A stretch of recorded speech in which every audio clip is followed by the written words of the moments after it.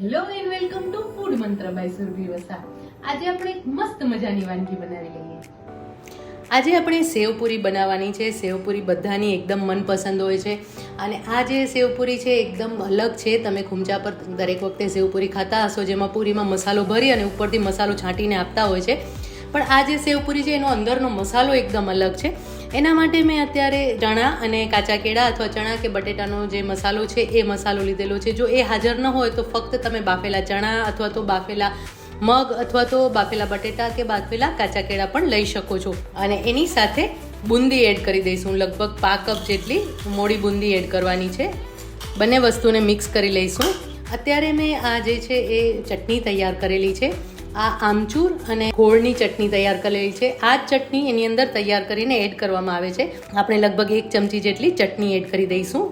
આ મસાલો બનતા પણ વાર નથી લાગતી અને આની અંદરથી તમે જ્યારે મસાલા પૂરી તૈયાર કરશો ત્યારે એનો સ્વાદ એકદમ અલગ આવશે. એની સાથે આપણે 2 ચમચી જેટલું દહીં પણ એડ કરી દઈશું. આ તમે ક્યારેય એડ નહીં કર્યો હોય પણ આ એડ કરવાથી એનો સ્વાદ વધારે સરસ આવે છે. અને હવે એનો એક મસાલો એડ કરવાનો છે અને એ છે આવો કાળો મસાલો. આ ખાસ સેવપુરી માટેનો કે મસાલા પૂરી માટેનો આ મસાલો છે. તમે જોઈ શકો છો કે એકદમ કાળો મસાલો છે. આમાં જીરું છે એને એકદમ સરસ શેકી લીધું છે, થોડું વધારે આકરું શેક્યું છે અને એની સાથે સંચળ મિક્સ કર્યો છે અને થોડા પ્રમાણમાં ધાણા લીધેલા છે. એટલે કે એવું કહી શકાય કે તમે જ્યારે 2 થી 3 ચમચી જેટલું જીરું લેતા હો એની સામે 1 ચમચી ધાણા લેવાના છે અને 1 ચમચી સંચળ પાવડર લેવાનો છે. જીરું છે એને એકદમ સરસ શેકી લીધું છે, થોડું કાળાશ પડતું શેકી લીધું છે. ત્યારે આવી એની થોડી બર્ન સુગંધ પણ આવશે તો આ આપણે એડ કરી દઈશું. આના કારણે એનો સ્વાદ બહુ જ સરસ આવે છે. અને હવે બધું જ મિક્સ કરી લઈશું. મસાલા પૂરી માટેનો મસાલો તૈયાર થઈ ગયો છે. હવે આપણે એને પૂરીમાં ભરી લેવાનું છે. હવે આ તૈયાર કરેલો મસાલો છે એ આપણે પૂરીમાં ભરી લઈશું.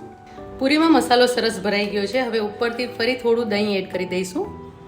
જો દહીં પૂરી બનાવતા હો તો આની અંદર વધારે પ્રમાણમાં દહીં એડ કરવાનું છે અને અત્યારે આપણે મસાલા પૂરી તૈયાર કર્યા છે એટલા માટે આપણે ઓછા પ્રમાણમાં દહીં એડ કરીશું.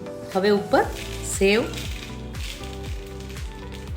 આ સેવ પૂરી, દહીં પૂરી અને મસાલા પૂરી એ ત્રણેયનું મિશ્રણ છે એવું કહી શકો તમે. એના ઉપર થોડા પ્રમાણમાં લાલ મરચું છાંટવાનું છે અને જે કાળો મસાલો છે એ પણ આપણે છાંટી લઈશું ઉપરથી. મસાલા પૂરીમાં ઉપરથી જે મસાલો હોય ને એનો સ્વાદ જ વધારે સરસ હોય છે. એકદમ ટેસ્ટી એવી મસાલા પૂરી તૈયાર થઈ ગઈ છે. જોતાં જ મોઢામાં પાણી આવી જાય ને એટલી સરસ આ મસાલા પૂરી તૈયાર થઈ છે. હું તો આ જે રેસીપી છે ફક્ત 5 જ મિનિટમાં તૈયાર થઈ જાય છે એટલે ઉનાળા માટે એકદમ બેસ્ટ છે. હવે આ જે મસાલા પૂરી છે આપણે એને સર્વ કરી લઈએ.